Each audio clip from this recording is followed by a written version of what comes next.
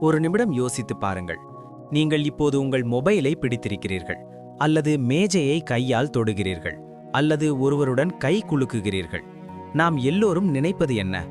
நான் அந்த பொருளை தொட்டேன், நான் அந்த மனிதரை தொட்டேன். ஆனால் அறிவியல் ஒரு அதிர்ச்சியான விஷயத்தை சொல்கிறது. உண்மையில் நாம் எதையும் நேராக தொடுவதில்லை.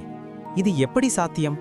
இதற்கான பதில் மறைந்து கிடக்கிறது ஒரு சிறிய உலகத்தில், அதாவது குவாண்டம் மெக்கானிக்ஸ் மற்றும் ஆட்டம் உலகத்தில். இந்த பிரபஞ்சத்தில் இருக்கும் எல்லா பொருள்களும், கல், மரம், தண்ணீர், மொபைல், மனிதன், எல்லாமே சிறிய ஆட்டம்ஸ் கொண்டுதான் உருவாகியுள்ளது. ஒரு ஆட்டமை நம்மால் நேராக பார்க்க முடியாது, ஆனால் அதன் அமைப்பு மிகவும் சுவாரஸ்யமானது. ஒவ்வொரு ஆட்டமிலும் நடுவில் ஒரு சிறிய மையம் இருக்கும். அதையே அட்டாமிக் நியூக்ளியஸ் என்று அழைக்கிறார்கள். அதை சுற்றி மிக வேகமாக சுழலும் சிறிய துகள்கள் இருக்கின்றன. அவைதான் எலக்ட்ரான். இந்த எலக்ட்ரான்ஸ்கள் எல்லாம் நெகட்டிவ் சார்ஜ் உடையவை. இப்போது ஒரு கற்பனை செய்து பாருங்கள். நீங்கள் உங்கள் கையால் ஒரு மேஜையை தொடுகிறீர்கள்.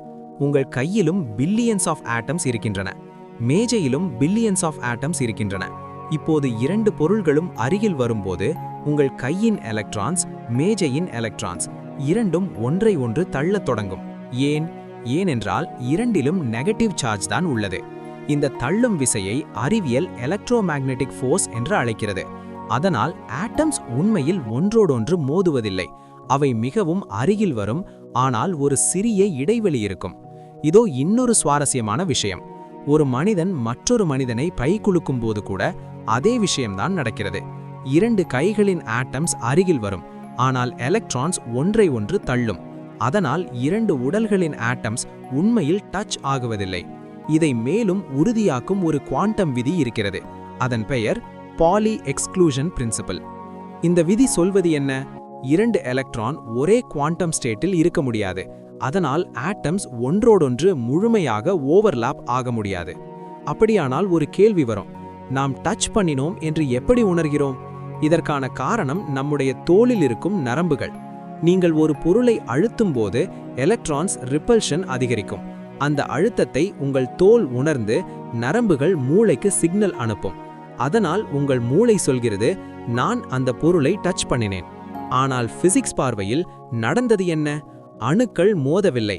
அதற்கு பதிலாக electrons interaction, electromagnetic force, quantum rules இவைதான் நடந்தது. அதனால் சில விஞ்ஞானிகள் ஒரு சுவாரஸ்யமான கருத்தை சொல்கிறார்கள். Technically humans never truly touch anything. நாம் டச் பண்ணுகிறோம் என்று நினைக்கிறோம், ஆனால் உண்மையில் நம்முடைய ஆட்டம்ஸ் மற்றும் மற்ற ஆட்டம்ஸ் ஒருவரையொருவர் தள்ளிக்கொண்டே இருக்கின்றன. இந்த சிறிய இன்விசிபிள் உலகம்தான் நாம் பார்க்கும் பெரிய உலகத்தை இயக்குகிறது. இதுதான் குவாண்டம் சயின்ஸின் அதிசயம். அடுத்த முறை நீங்கள் ஒரு மேஜையை தொடும்போது அல்லது ஒருவருடன் ஹேண்ட்ஷேக் செய்யும்போது ஒரு நிமிடம் நினைத்து பாருங்கள். நீங்கள் உண்மையில் அந்த பொருளை டச் பண்ணுகிறீர்களா, அல்லது ஆட்டம்ஸ் மட்டும் இன்டராக்ஷன் பண்ணுகிறதா? அறிவியல் சில நேரங்களில் நம்முடைய எண்ணங்களை முழுமையாக மாற்றிவிடும். அதுதான் அதன் அழகு.